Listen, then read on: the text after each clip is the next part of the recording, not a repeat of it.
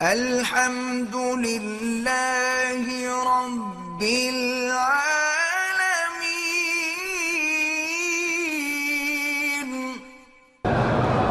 جنابت کی حالت میں ایک عورت یعنی ناپاک ہے، وہ کھانا پکا سکتی ہے، ہاں پکا سکتی ہے، مجبوری ہو چاہے نہ بھی ہو، لیکن افضل یہی ہوتا ہے کہ جنابت سے پاک ہونا مرد ہو یا عورت اس کے ہاتھ میں ہے۔ میاں بیوی بھی لے جنابت تو فوراً جا کے حمام میں غسل کر لیں، 10 منٹ لگیں گے۔